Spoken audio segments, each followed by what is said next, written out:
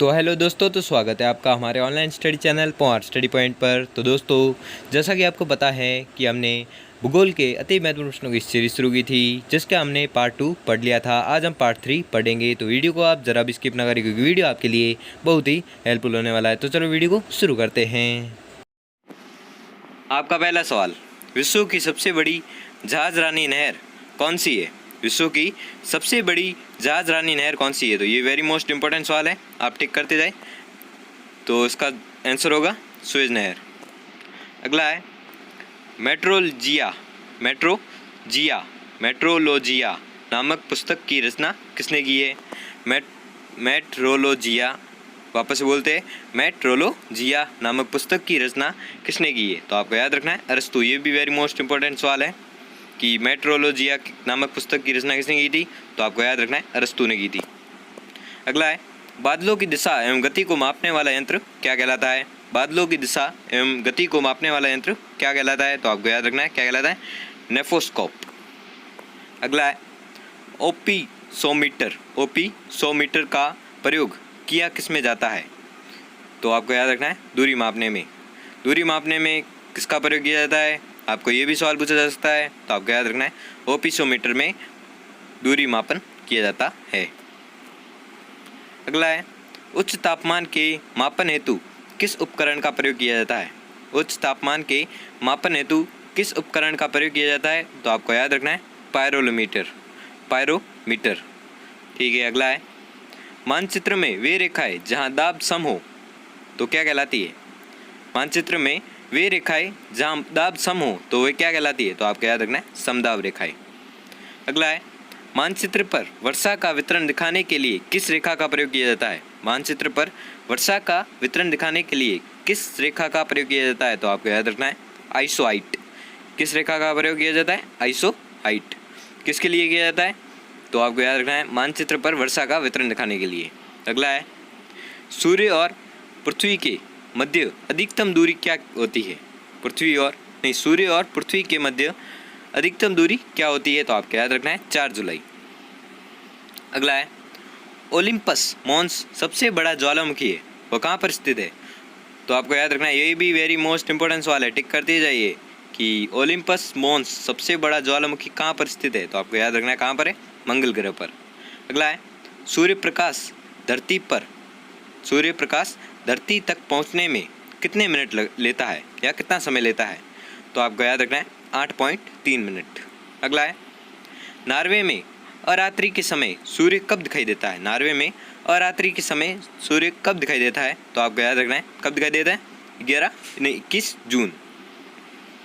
अगला है किस गैस की उपस्थिति के कारण वरुण ग्रह हरे रंग का दिखाई देता है? किस गैस की उपस्थिति के कारण वरुण ग्रह हरे रंग का दिखाई देता है? तो आपको ये भी याद करना है क्योंकि ये भी वेरी मोस्ट इंपॉर्टेंट सवाल है। तो किस गैस की उपस्थिति के कारण वरुण ग्रह हरे रंग का दिखाई देता है? तो आपको याद रखना है मीथेन गैस के कारण। अगला है पृथ्वी के कुल द्रव्यमान का लगभग कितना प्रतिशत मेटल में पाया जाता है? पृथ्वी के कुल द्रव्यमान का लगभग कितना प्रतिशत मेटल में पाया जाता है? तो आपको याद रखना है 68% द्रव्यमान मेटल में पाया जाता है। अगला है पृथ्वी की 3 सकेंद्रीय परतों में ऊपर से दूसरी परत का नाम क्या है? पृथ्वी की 3 सकेंद्रीय परतों में ऊपर से दूसरी परत का नाम क्या है? तो आपको याद रखना है क्या है? सीमा। अगला है कि पृथ्वी की उत्तरी ध्रुव एवं दक्षिणी ध्रुव को मिलाने वाली रेखा क्या कहलाती है? पृथ्वी के उत्तरी ध्रुव एवं दक्षिणी ध्रुव को मिलाने वाली रेखा क्या कहलाती है? तो आपको याद रखना है, ये भी वेरी मोस्ट इंपॉर्टेंट सवाल है। आपको ये भी पूछा जा सकता है कि पूर्व से पश्चिमी ध्रुव को मिलाने वाली रेखा क्या कहलाती है? तो आपको याद रखना है अक्षांश रेखा। और उत्तर से दक्षिण की ओर मिलाने वाली रेखा क्या कहलाती है? देशांतर रेखा। तो ये भी वेरी मोस्ट इंपॉर्टेंट सवाल है भले ही सरल, लेकिन आप जब सवाल करने बैठोगे तो आप कंफ्यूज हो जाओगे, इसलिए आपको कंफ्यूजन दूर करने के लिए आपको ये 2 उदाहरण दिए हैं मैंने। ठीक है, तो ये सभी प्रश्न जो मैं आपको बता रहा हूँ ये किसी ना किसी परीक्षा में आए हुए हैं, इसलिए ये सभी प्रश्न मोस्ट इम्पोर्टेंट है। तो आप नोट करते जाइए हर प्रश्न को। तो देखते हैं अगला प्रश्न, 16वां प्रश्न है देशांतर की संख्या कितनी है? ये भी मोस्ट इम्पोर्टेंट सवाल है। देशांतर की कितनी संख्या है? तो आपको याद रखना है 360 डिग्री, 360, ठीक है। तो आपको ये भी पूछा जा सकता है कि अक्षांशों की संख्या कितनी है। तो आपको क्लियर कर देता हूँ, अक्षांशों की संख्या है 180 और देशांतर की संख्या है 360। अगला है, एक देशांतर को पार करने में दो स्थानों के स्थानिज समय के बीच का क्या अंतर है। वापस से पढ़ते हैं कि एक देशांतर को पार करने में दो स्थानों के स्थानिज समय के बीच का क्या अंतर है। बीच का क्या अंतर होता है, तो आपको याद रखना है 4 मिनट का अंतर होता है। अगला है, अंटार्कटिका महाद्वीप का सर्वोच्च पर्वत शिखर कौन सा है। ये भी मोस्ट इंपोर्टेंट सवाल है कि अंटार्कटिका महाद्वीप का सर्वोच्च पर्वत शिखर कौन सा है। तो आपको याद रखना है कौन सा है, ग्रेट बियर झील।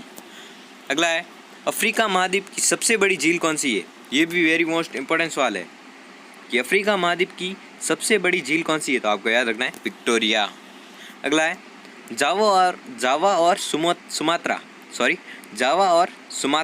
द्वीप किस देश में है।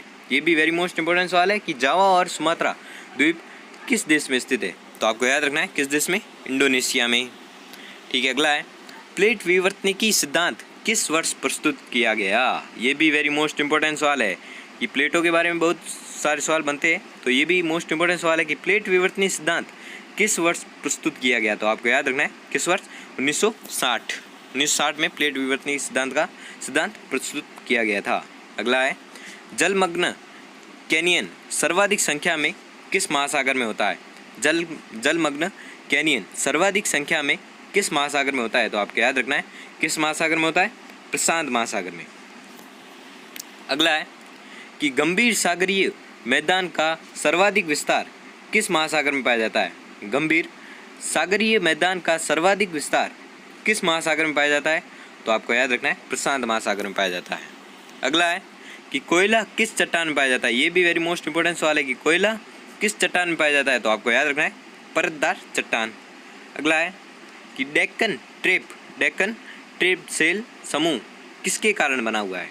डेक्कन ट्रेप सेल समूह किसके कारण बना हुआ है। तो आपको याद रखना है पूर्व बेसाल्ट उद्गार। अगला है, सॉरी गलती से हो गया। अगला सवाल है, अंतःसागरीय भूकंपों द्वारा उत्पन्न समुद्री लहरों को क्या कहा जाता है। तो अंतःसागरीय भूकंपों द्वारा उत्पन्न समुद्री लहरों को क्या कहा जाता है। तो आपको याद रखना है क्या कहा जाता है, सुनामी।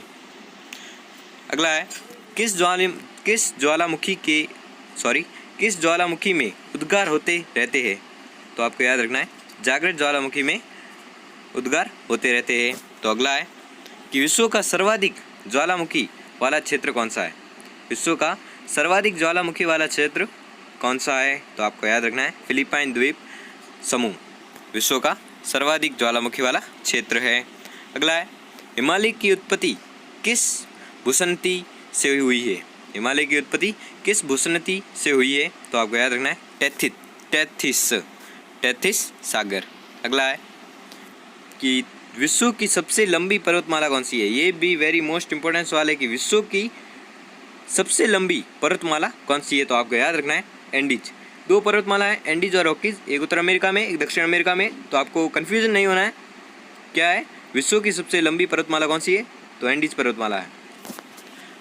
अगला है कि नदी के अपरदन से बनी स्थलाकृति क्या होती है। नदी के अपरदन से बनी स्थलाकृति क्या होती है। तो आपको याद रखना है क्या होती है, गार्ज। अगला है, लेपिज किस क्षेत्र से संबंधित स्थलाकृति है। लेपिज किस क्षेत्र से संबंधित स्थलाकृति है। तो आपको याद रखना है कार्स्ट। अगला है, मेघ गर्जन वायुमंडल की किस परत में होता है। मेघ गर्जन वायुमंडल की किस परत में होता है। तो आपको पता ही होगा परतें तो कितनी है, ठीक है। तो मेघ गर्जन वायुमंडल की किस परत में होता है। तो आपको याद रखना है सौरमंडल में। अगला है, संचार उपग्रह किस वायुमंडल स्तर में स्थित होते हैं। संचार उपग्रह किस वायुमंडल स्तर में स्थित होते हैं। तो आपको याद रखना है आयन मंडल में। अगला है, क्या होगा, वापस से पढ़ते हैं, संचार उपग्रह किस वायुमंडल स्तर में स्थित होते हैं। तो आपको याद रखना है आयन मंडल में। अगला है, व्यापारिक पवनें कहाँ से चलती है। व्यापारिक पवनें कहाँ से चलती है। तो आपको याद रखना है उपोषण उच्च दाब से। कहाँ से चलती है, उपोषण उच्च दाब से। कौन सी पवनें चलती है, व्यापारिक पवनें। अगला है, 36वां सवाल है कि प्रतिचक्रवात किस क्षेत्र से कम उत्पन्न होते हैं। प्रतिचक्रवात किस क्षेत्र से कम उत्पन्न होते हैं। तो आपको याद रखना है किस क्षेत्र से कम उत्पन्न होते हैं? भूमध्य रेखीय क्षेत्र। अगला है कि विश्व में वार्षिक वर्षा का औसतन कितना है?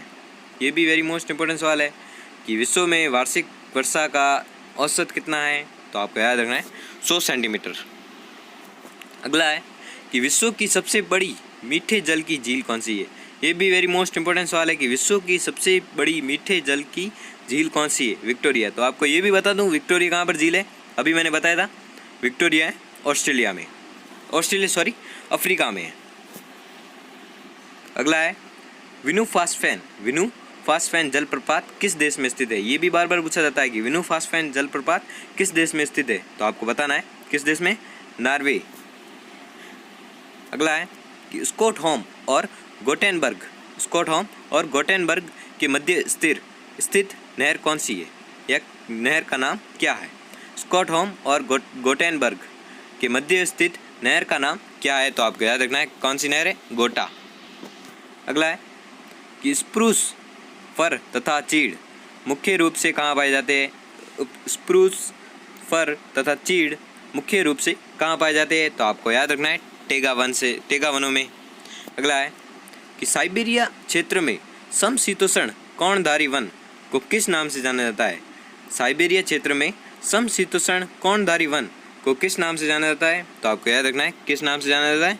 टेगा। अगला है कि विश्व का सबसे छोटा महासागर कौन सा है? विश्व का सबसे छोटा महासागर कौन सा है? तो आपको याद रखना है ये भी पूछा जाता है कि विश्व का सबसे छोटा महासागर कौन सा है। कि ये सभी छोटे छोटे सवाल भले आपको लग रहे हैं अभी, लेकिन आप जब एग्ज़ाम में बैठोगे तब आपको ये भी बड़े लगेंगे, इसलिए आपको छोटे छोटे सवाल से पूरा आपको नॉलेज करवाता हूँ, ठीक है। तो विश्व का सबसे छोटा महासागर कौन सा है? तो आपको याद रखना है आर्कटिक महासागर। अगला है महासागरों की सर्वाधिक गहराई कितने मीटर है? महासागरों की सर्वाधिक गहराई कितनी है, कितने मीटर है? तो आपको याद रखना है कितने मीटर है? 11,033 मीटर, 11,033 मीटर। अगला है कि हम्बोल्ट जलधारा किस तट के पास बहती है? हम्बोल्ट जलधारा किस तट के पास बहती है? तो आपको याद रखना है दक्षिण अमेरिका के पश्चिम तट में, ठीक है। अगला है कि किस द्वीप के द्वारा अगुलहास जलधारा 2 भागों में विभक्त हो जाती है? किस द्वीप के द्वारा अगुलहास जलधारा 2 भागों में विभक्त हो जाती है? तो आपको याद रखना है मेडागास्कर। और मेडागास्कर है कहाँ पर? आपको पता होना चाहिए कि मेडागास्कर भी है कहाँ पर। तो आपको याद रखना है अफ्रीका महाद्वीप में, क्योंकि अफ्रीका महाद्वीप के पास में ये एक द्वीप है, ठीक है। तो किस द्वीप के द्वारा अगुलहास जलधारा 2 भागों में विभक्त होती है? तो आपको याद रखना है किस द्वीप के द्वारा? तो आपको याद रखना है मेडागास्कर।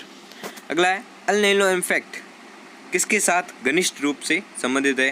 तो आपको पहले तो ये कन्फ्यूजन दूर करा दूँ कि एल नीनो एक वायु है, ठीक है। एल नीनो इफेक्ट किसके साथ घनिष्ठ रूप से संबंधित है? तो आपको याद रखना है विषुवतीय प्रतिधारा। अगला है कि विश्व में सबसे ऊंचा ज्वार भाटा कहाँ आता है? ये भी वेरी मोस्ट इंपॉर्टेंट सवाल है कि विश्व में सबसे ऊंचा ज्वार भाटा कहाँ आता है? विश्व में सबसे ऊंचा ज्वार कहाँ आता है? तो आपको याद रखना है फंडी की खाड़ी। कहाँ आता है? फंडी की खाड़ी। अगला है कि महासागरों में उठने वाले ज्वार भाटा का क्या कारण है? महासागरों में उठने वाले ज्वार भाटा का क्या कारण है? तो आपको याद रखना है चंद्रमा का प्रभाव पड़ने के कारण महासागरों में ज्वार भाटा उठते हैं, ठीक है। अगला है कि ज्वार भाटा की उत्पत्ति के संबंध में प्रगामी तरंग सिद्धांत का प्रतिपादन किसने किया था? तो आपको याद रखना है विलियम वेवेल ने। किसने किया था? विलियम वेवेल ने। अगला है कि कैस्पियन सागर में कौन सी नदी गिरती है? ये भी वेरी मोस्ट इंपॉर्टेंट सवाल है क्योंकि कैस्पियन सागर बहुत बार पूछा गया है। तो आपको याद रखना है कैस्पियन सागर में कौन सी नदी गिरती है? तो आपको याद रखना है वोल्गा नदी कहाँ पर गिरती है? कैस्पियन सागर में। अगला है कि दक्षिण अमेरिका की सबसे बड़ी नदी कौन सी है? दक्षिण अमेरिका की सबसे बड़ी नदी कौन सी है? ये भी वेरी मोस्ट इंपॉर्टेंट सवाल है कि दक्षिण अमेरिका की सबसे बड़ी नदी कौन सी है? तो आपको याद रखना है कौन सी है? अमेजन। अगला है कि हैम्बर्ग किस नदी के मुहाने पर स्थित है? हैम्बर्ग किस नदी के मुहाने पर स्थित है? तो आपको याद रखना है एल्ब के मुहाने पर स्थित है। कौन? एल्ब नदी के मुहाने पर क्या स्थित है? हैम्बर्ग। तो अगला सवाल है रोम, रोम कहाँ पर है? इटली, इटली की राजधानी रोम है।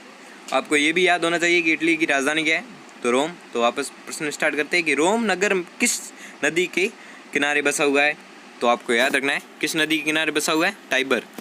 कौन सा देश बसा हुआ है या कौन सा राज्य बसा हुआ है, तो आपको याद रखना है रोम। अगला है 55वां सवाल है, थोड़ा मिसप्रिंट हो गया है, ठीक है। तो अगला है बुडापेस्ट शहर किस नदी के किनारे पर स्थित है?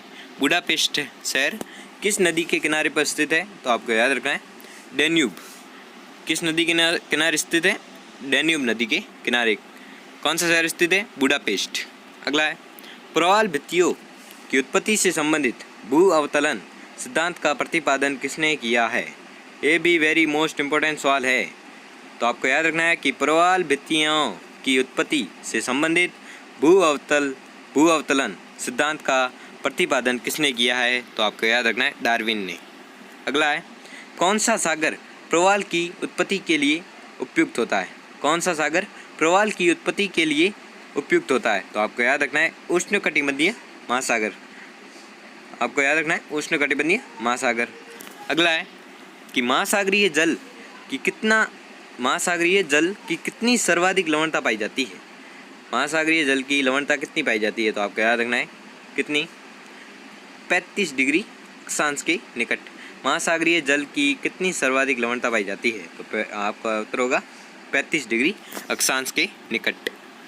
अगला है कि कहाँ पर भूमध्य सागरीय जलवायु नहीं पाई जाती है? कहाँ पर भूमध्य सागरीय जलवायु नहीं पाई जाती है, तो आपको याद रखना है बोलीविया में। कहाँ पर नहीं पाई जाती है? भूमध्य सागरीय जलवायु कहाँ पर नहीं पाई जाती है, तो आपको याद रखना है बोलीविया में भूमध्य सागरीय जलवायु नहीं पाई जाती है। अगला है कि भूमध्य सागरीय प्रदेश को क्या कहा जाता है? भूमध्य सागरीय प्रदेश को क्या कहा जाता है, तो आपको याद रखना है उद्यमशील प्रदेश। उद्यमशील प्रदेश, ये भी आपको प्रश्न पूछा जा सकता है कि उद्यमशील प्रदेश किसे कहा जाता है, तो आपको बताना है भूमध्य सागरीय प्रदेश, या भूमध्य सागरीय प्रदेश को क्या कहा जाता है, तो आपको याद रखना है उद्यमशील प्रदेश। अगला है कि दक्षिण पूर्वी एशिया के अधिकांश देश किस प्राकृतिक प्रदेश के अंतर्गत आते हैं? दक्षिण पूर्वी एशिया के अधिकांश देश किस प्राकृतिक प्रदेश के अंतर्गत आते हैं, तो आपको याद रखना है मानसूनी प्रदेश के अंतर्गत आते हैं। अगला है कि किस प्राकृतिक प्रदेश में सबसे अधिक दैनिक तापमान पाया जाता है? किस प्राकृतिक प्रदेश में सबसे अधिक दैनिक तापमान पाया जाता है, तो आपका उत्तर होगा उष्ण मरुस्थलीय प्रदेश। आपका उत्तर होगा उष्ण मरुस्थलीय प्रदेश। अगला है कि किस प्राकृतिक प्रदेश में शीतकालीन वर्षा होती है? किस प्राकृतिक प्रदेश में शीतकालीन वर्षा होती है, तो आपको याद रखना है भूमध्य सागरीय क्षेत्र या प्रदेश, जो भी लिखो आपका सही होगा, ठीक है। तो अगला है कि कौन सा प्राकृतिक प्रदेश सालों भर हिमाच्छादित रहता है? कौन सा प्राकृतिक प्रदेश सालों भर हिमाच्छादित रहता है, तो आपको याद रखना है कौन सा प्रदेश? टुंड्रा प्रदेश। अगला है कि टुंड्रा प्रदेश होता क्या है, वो भी आपको मैं समझा देता हूँ कि ये टुंड्रा प्रदेश उत्तर के जो होते हैं ना क्षेत्र, जैसे कि एशिया का उत्तर, ठीक है, तो यूरोप का उत्तर और उत्तरी अमेरिका का उत्तर, ग्रीनलैंड थोड़ा आता है इसमें टुंड्रा प्रदेश में, तो ये सब टुंड्रा प्रदेश है, ठीक है। तो कौन सा प्राकृतिक प्रदेश सालों भर हिमाच्छादित रहता है, तो आपका उत्तर होगा टुंड्रा प्रदेश। अगला है कि विश्व में सर्वाधिक आलू कहाँ पाए जाते हैं? तो ये भी वेरी मोस्ट इंपॉर्टेंट सवाल है कि विश्व में सर्वाधिक आलू कहाँ पैदा होते हैं, तो आपको बताना है कहाँ पर होते हैं? रूस में। अगला है कि ऑस्ट्रेलिया में गेहूं के फार्म कहाँ केंद्रित है? ऑस्ट्रेलिया में गेहूं के फार्म कहाँ केंद्रित है, तो आपको बताना है न्यू साउथ वेल्स में। कहाँ पर है? न्यू साउथ वेल्स में। अगला है कि विश्व का सबसे बड़ा चाय उत्पादक देश कौन सा है? ये भी वेरी मोस्ट इंपॉर्टेंट सवाल है कि विश्व का सबसे बड़ा चाय उत्पादक देश कौन सा है, तो आपको कंफ्यूज नहीं होना है, सीधा भारत लगा देना है। अगला है कि जैतून किस विस्तृत क्षेत्र में उगाया जाता है? जैतून किस विस्तृत क्षेत्र में उगाया जाता है, तो आपको बताना है किस क्षेत्र में? फ्रांस में। तो अगला है कि विश्व की सबसे बड़ा लौंग उत्पादक देश कौन सा है? विश्व का सबसे बड़ा लौंग उत्पादक देश कौन सा है? ये भी मोस्ट इंपॉर्टेंट सवाल है, कुछ भी पूछा जा सकता है, तो आपको याद रखना है विश्व के सबसे बड़ा विश्व का सबसे बड़ा लौंग उत्पादक देश कौन सा है? तो आपको याद रखना है जंजीबार। ठीक है, तो अगला है कि बसंतकालीन गेहूं की खेती कहाँ की जाती है? बसंतकालीन गेहूं की खेती कहाँ की जाती है? तो आपको बताना है कहाँ पर की जाती है, रूस और कनाडा। अगला है कि बागवानी कृषि की प्रमुख विशेषता क्या है? बागवानी कृषि की प्रमुख विशेषता क्या है? इसकी प्रमुख विशेषता है कि एक ही फसली उत्पादन, यानी कि एक ही फसल उत्पादन कर सकते हैं, इसे इसलिए बागवानी कृषि कहते हैं। बागवानी कृषि में आपको बता दूं तो बागवानी कृषि में एक चाय आती है, कॉफ़ी आती है, ऐसे ऐसे आते हैं। तो ठीक है, अगला है लद्दाख जलवासी कृषि किस देश से संबंधित है? तो ये भी वेरी मोस्ट इंपॉर्टेंट सवाल है कि लद्दाख कृषि किस देश से संबंधित है या लद्दाख कृषि किस देश में की जाती है? तो आपको याद रखना है मलेशिया, क्योंकि लद्दाख एक कृषि भले ही है, ये इसका स्थानीय नाम है, आपको ये स्थानीय नाम है, ये सब कृषि स्थानांतरण कृषि के स्थानीय नाम है। तो आपको याद रखना है ये सब स्थानांतरण कृषि के स्थानीय नाम है। तो आपको बता दूं, वापस से पढ़ते हैं कि लद्दाख जलवासी कृषि किस देश से संबंधित है? तो आपको याद रखना है मलेशिया देश से संबंधित है। अगला है कि विश्व में निकिल का सबसे बड़ा, वापस से बोलता हूँ कि विश्व में निकिल का सबसे बड़ा निर्यातक देश कौन सा है? निकिल का सर्वाधिक यानी सबसे बड़ा निर्यातक देश कौन सा है? तो आपको याद रखना है कौन सा है, कनाडा। कनाडा देश निकिल का सबसे बड़ा निर्यातक देश है। अगला है कि मेसाबी रेंज किससे संबंधित है? मेसाबी रेंज किससे संबंधित है? तो आपको याद रखना है मेसाबी रेंज लो एस से संबंधित है। अगला है कि विश्व में चांदी का सबसे बड़ा उत्पादक कौन है? या आपको ये भी पूछा जा सकता है कि विश्व में चांदी का सबसे बड़ा उत्पादन कौन करता है? तो आपको याद रखना है मैक्सिको। ठीक है, अगला है कि मुंबई से कहाँ जाने के लिए सुएज नहर जलमार्ग से होकर नहीं गुजरना पड़ेगा?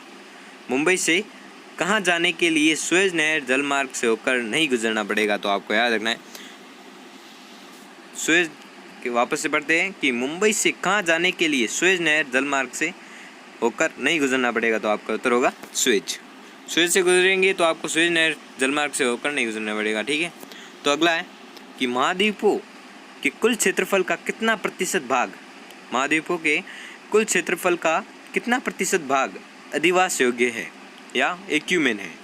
तो आपको याद रखना है कि 55% से 60% तक। कितने परसेंट? 55% से 60% तक। अगला है विश्व में जनसंख्या का सर्वाधिक भाग कहाँ पाया जाता है? ये भी वेरी मोस्ट इंपॉर्टेंट सवाल है, आप नोट करते जाइए कि विश्व में जनसंख्या का सर्वाधिक भाग कहाँ पाया जाता है?